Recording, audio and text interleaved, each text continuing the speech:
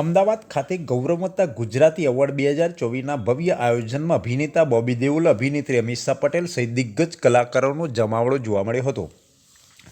ગુજરાત અને ગુજરાતી જ્યાં વસે, ગુજરાતનો ડંકો વાગે જ. દેશ હોય કે વિદેશ, ગુજરાતના લોકો આજે અલગ અલગ ક્ષેત્રમાં પોતાનું અને ગુજરાતનું નામ રોશન કરી રહ્યા છે.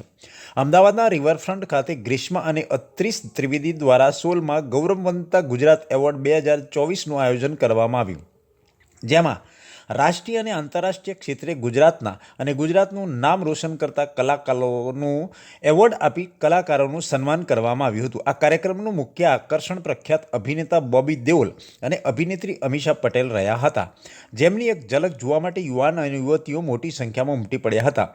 બોબી દેઓલ દ્વારા અનિમલના ગીત પર ડાન્સ કરતા ઉપસ્થિત લોકો ઝૂમી ઉઠ્યા હતા, તેમજ તેમની સાથે એક સેલ્ફી પડાવવા પડાપડી કરતા પણ જોવા મળ્યા હતા.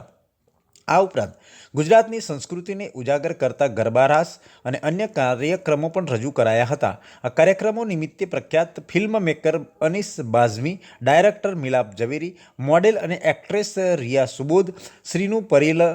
અભિનેતા ફિરોઝ ઈરાની, હર્ષ લીંબચિયા, વિશાલ રાઠવા તેમજ પ્રખ્યાત ગાયક ઇસ્માઇલ દરબાર, ઉમેશ શુક્લા, હાસ્ય કલાકાર ધારસી બરડિયા, નેશનલ એવોર્ડ વિજેતા વરુણ બુદ્ધદેવ ઉપસ્થિત રહ્યા હતા. જ્યારે કેટલાક દિગ્ગજો યુથ આઇકોન ગણાતા જય શાહ, મનોજ જોશી, સલમાન જોશી, સુપ્રિયા પાઠક અને અન્ય કલાકારો પણ સંજોગ વસાહત ઉપસ્થિત રહી શક્યા નહોતા.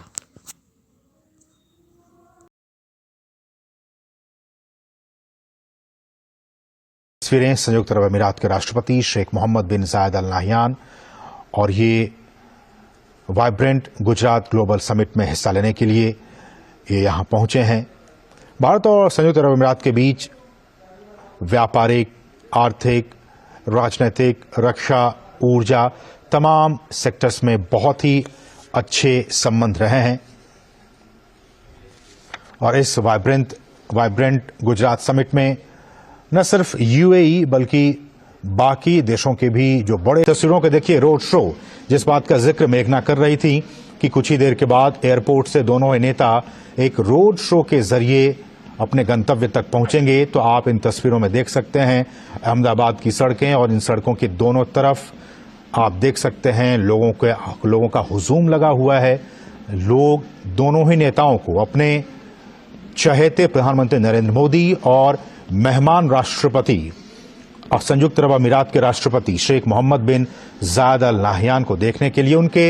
ग्रैंड वेलकम के लिए हाथों में तिरंगा झंडा लिए हुए उनका स्वागत कर रहे हैं.